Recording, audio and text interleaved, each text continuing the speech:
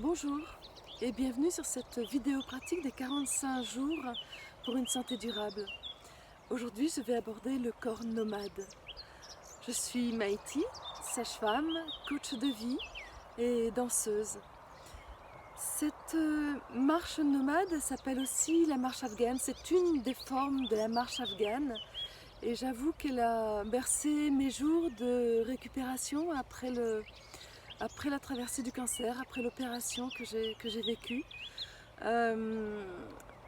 Et elle m'a permis déjà de me remettre en mouvement, de régulariser mon souffle, d'apaiser mon souffle, parce qu'il y avait beaucoup de stress à l'intérieur de moi suite à l'intervention, comme si mon corps avait été choqué quelque part et du coup j'étais facilement essoufflée. Donc cette marche m'a permis de quelque part me réconcilier avec la peur de manquer d'air. Et elle m'a aussi vraiment permis de me connecter, de m'ouvrir, de me réouvrir à la nature environnante, puisque j'habite dans la nature comme vous pouvez le voir. C'est vraiment quelque chose qui m'a beaucoup aidé et qui m'aide encore aujourd'hui. Et ça me permet aussi de voir, de mesurer les progrès que je fais chaque jour parce que j'emprunte souvent le même chemin et je ne rencontre pas toujours les mêmes difficultés par rapport à cette respiration. C'est aussi un moyen simple pour me vider la tête et que je puisse me focaliser simplement sur mon souffle. Donc, bien évidemment, c'est une marche. Vous pouvez aussi la faire en appartement, en tournant en rond quelque part. Mais ce que je vous invite dans ce cas-là, c'est pas forcément à tourner toujours en rond, mais c'est à aller dans un sens, à aller dans l'autre, à faire des allers-retours, à jouer avec votre trajectoire pour harmoniser vraiment tous les espaces de votre corps. Dans cette marche, il va y avoir le fait de compter votre respiration. C'est vraiment comme si à chaque pas va correspondre à une unité de compte. Donc commencez déjà par marcher et vous installer dans votre marche, comme je vous l'ai expliqué dans une vidéo précédente.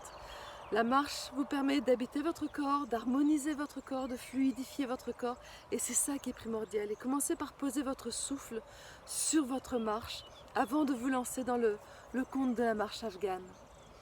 Cette marche afghane, elle vient effectivement d'Afghanistan, elle vient des Afghanes qui est un peuple nomade. Et c'est souvent cette marche-là qui les a inspirés pour pouvoir parcourir de très très longues distances, parfois dans le désert, parfois dans des paysages qui sont relativement rudes. Et je me rends compte aussi que cette marche m'aide beaucoup quand je vais en montagne par exemple. Quand j'ai une côte à gravir et qu'elle me semble infinie, ben je me mets dans cette marche afghane et c'est comme si elle me portait toute seule. Elle a quelque chose de magique par rapport à ça. Donc je vais vous donner toutes ces petites clés. Voilà, ça vous a permis de vous installer dans la marche tranquillement, même si je parlais. Et là, maintenant, vous allez au niveau du décompte, sachant que une unité, je le répète, une unité, c'est un pas. Donc, mesurez votre pas et vous allez pouvoir l'adapter en fonction du relief que vous rencontrez. Si c'est à plat, un pas qui vous correspond, non pas marcher en force et se dire ok, il faut que je marche à toute vitesse. Non, un pas qui est écologique pour vous, qui est adapté.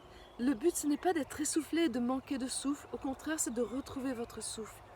Donc trouvez votre rythme et vous pouvez vraiment en changer au fur et à mesure de votre marche, au fur et à mesure de votre respiration. Ne restez pas bloqué, enlevez tout ce qui est rigide à l'intérieur de vous et ne passez pas en force. Donc au niveau de votre décompte, ça va être d'abord, vous comptez 1, 2, 3 pour une inspiration. Donc 3 pas pour une inspiration. 1, je reviens à 1, vous restez, j'aime pas le mot bloqué, mais vous tenez votre respiration sans respirer pendant un pas, un temps. Puis vous soufflez sur 1, 2, 3 pas. Puis vous restez là, un instant de silence sur un pas. Et vous faites cela 10 fois. Pour arriver à le faire 10 fois, moi, mon petit truc, pour essayer de rester détendu, c'est de compter 1, 2, 3, reste. 1, 2, 3, reste. 2, 2, 3, reste. 2, 2, 3, reste. 3, 2, 3, reste. 3, 2, 3, reste. Et ainsi de suite. Quand je l'ai fait 10 fois, je vais passer à 4. Et là, ça va être 1, 2, 3, 4 pour l'inspiration. Reste 1, 2. 1, 2, 3, 4 pour le souffle. Reste 1, 2. 1, 2, 3, 4, reste, reste. 1, 2, 3, 4, reste, reste. 1, 2, 3, 4, reste, reste. 2, 2, 3, 4, reste, reste. 3, 2, 3, 4, reste, reste. 3, 2, 3, 4, reste, reste. Puis je passe à 5, ça va être pareil. 1, 2, 3, 4, 5 pour l'inspiration, reste, reste. 1, 2, 3, 4, 5 pour souffler, reste, reste. 2, 2, 3, 4, 5, reste, reste. 2, 2, 3, 4, 5, reste, reste. Je passe à 6. 1, 2, 3, 4, 5, 6, reste, reste. 1, 2, 3, 4, 5, 6, reste, reste. 2, 2, 3, 4, 5, 6, reste, reste. 2, 2, 3, 4, 5, 6, reste, reste. Ensuite, ça va changer à partir de 7. Là, il ne va plus y avoir de temps où je reste. 1, 2, 3, 4, 5, 6, 7. 1, 2, 3, 4, 5, 6, 7. 2, 2, 3, 4, 5, 6, 7. 2, 2, 3, 4, 5, 6, 7. Ainsi de suite. Et à 8, ça sera pareil. 1, 2, 3, 4, 5, 6, 7, 8. 1, 2, 3, 4, 5, 6, 7, 8. 2, 2, 3, 4, 5, 6, 7, 8. 2, 2, 3, 4, 5, 6, 7, 8. Et ainsi de suite. Donc, 10 de chaque. 1, 2, 3, 1, montée, descente. 1, 2, 3, 4, 1, 2, montée, descente. 1, 2, 3, 4, 5, 1, 2, montée, descente. 1, 2, 3, 4, 5, 6, 1, 2, montée, descente. 1, 2, 3, 4, 5, 6, 7, montée, descente. 1, 2, 3, 4, 5, 6, 7, 8, montée, descente. Montée correspond à l'inspire, descente correspond au moment où je souffle. Donc, vous faites ça tranquillement et une fois que vous êtes monté jusqu'à 10 fois 8, vous faites la même chose en redescendant. C'est-à-dire que vous allez redescendre sur 10 fois 7, 10 fois 6, 10 fois 5, 10 fois 4, 10 fois 3. Et ensuite, à l'issue de ça, marchez simplement, posez votre souffle simplement et écoutez qu'est-ce que ça a changé dans votre corps. Bien sûr, pour ne pas passer en force, je vous invite à